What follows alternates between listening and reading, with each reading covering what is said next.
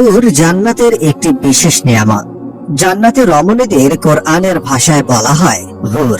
আল্লাহ তাআলা পবিত্র কোরআনে হুরদের দৈহিক অবয়বের বিবরণ দিয়েছেন, যেমন তাদের করেছে চিরকুমারী, সোহাগিনী, সমবয়স্কা। সূরা ওয়াকিয়া 36-37। মুত্তাকিদের জন্য রয়েছে সাফল্য, উদ্যান, আঙ্গুর ও স্ফীত স্তন বিশিষ্টা সমবয়সী বালিকা। সূরা নাবা 31-33। যারা আবরণে রক্ষিত মতির মতো।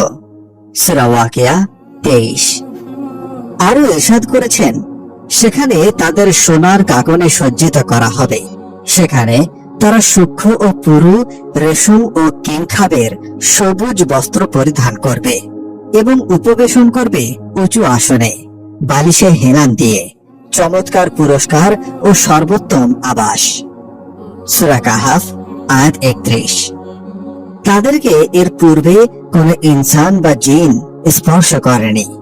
সূরা রহমান 56।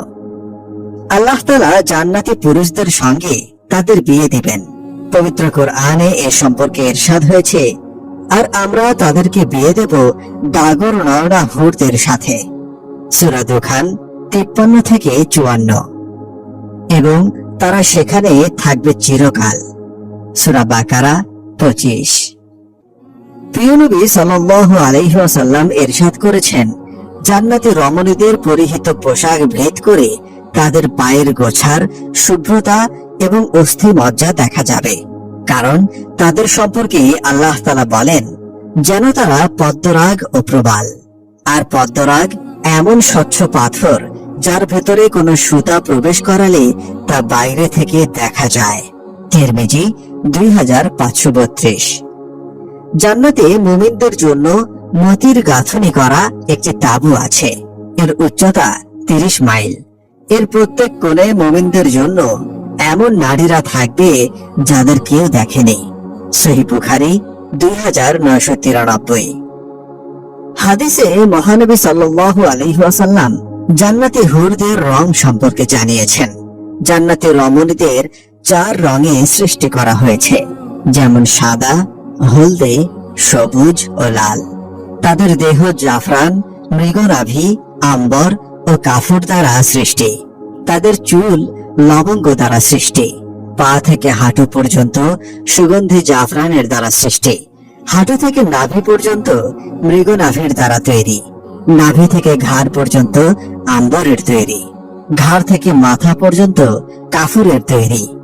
যদি একজন রমণী পৃথিবীতে সামান্য থুথু নিক্ষেপ করত, তাহলে সমগ্র পৃথিবী সুঘ্রাণে মুখরিত হয়ে যেত। তাদের বক্ষের মধ্যে আল্লাহর নাম ও স্বামীর নাম লেখা থাকবে। প্রত্যেকের হাতে 10টি করে স্বর্ণের কাকন থাকবে। প্রত্যেক আঙুলে থাকবে মুক্তার আংটি এবং উভয় চরণে থাকবে জহরতের নূপুর।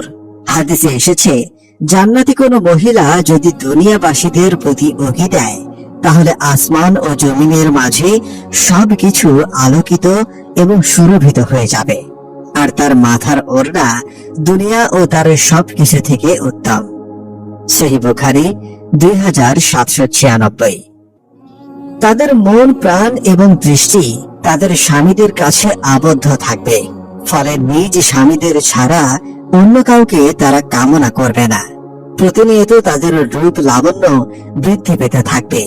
প্রিয় নবী সাল্লাল্লাহু আলাইহি ওয়াসাল্লাম ইরশাদ করেন, জান্নাতে একটি বাজার রয়েছে, যেখানে তারা প্রতি শুক্রবারে পরস্পর সাক্ষাৎ করবে। তখন উত্তরের বাতাস প্রবাহিত হবে, যা তাদের মুখমণ্ডল ও কাপড়ে আলোড়িত করবে। এতে তাদের সৌন্দর্য ও রূপ লাবণ্য আরো বেড়ে যাবে। তারা রূপ লাবণ্যে সমৃদ্ধ অবস্থায় স্ত্রীদের কাছে ফিরবে। তখন তাদের স্ত্রীরা বলবে, আল্লাহর কসম, আমাদের থেকে পৃথক হওয়ার পর তোমাদের সৌন্দর্য বৃদ্ধি পেয়েছে। উত্তরে তারা বলবে, আল্লাহর শপথ, আমাদের প্রস্থানের পর তোমাদের সৌন্দর্য বহু গুণে বেড়ে গেছে। সহিহ মুসলিম 7038। জান্নাতে হুরদের অনুষ্ঠান হবে। এতে তারা এমন সুমধুর কণ্ঠে গান গাইবে, যা কোনো সৃষ্টি জীব কখনো শোনেনি। রাসূলুল্লাহ সাল্লাল্লাহু আলাইহি ওয়াসাল্লাম ইরশাদ করেছেন, জান্নাতে আয়তলোচনা হুরদের সমবেত হওয়ার একটি জায়গা রয়েছে। তারা সেখানে এমন সুরালা আওয়াজে গান গাইবে যে আওয়াজ কোনো মাখলুক ইতিপূর্বে কখনো শোনেনি। তারা এই বলে গান গাইবে, আমরা তো চিরসঙ্গিনী, আমাদের ধ্বংস নেই, আমরা তো আনন্দ উল্লাসের জন্যই, দুঃখ কষ্ট নেই আমাদের, আমরা চির সন্তুষ্ট, আমরা কখনো অসন্তুষ্ট হব না। তারা কতই না ভাগ্যবান যাদের জন্য আমরা এবং আমাদের জন্য যারা। তিরমিজি 2564। সৃষ্টির পর থেকে যুগ যুগ ধরে এসব হুর তাদের নিজ নিজ স্বামীর জন্য অধীর আগ্রহে অপেক্ষা করছে, যদিও তারা শুধু জান্নাতেই তাদের প্রতীক্ষিত স্বামীর সাক্ষাৎ পাবে। তবে এখন থেকে তারা হৃদয়ে পৃথিবীবাসী স্বামীর জন্য অভাবনীয় ভালোবাসা লালন করছে।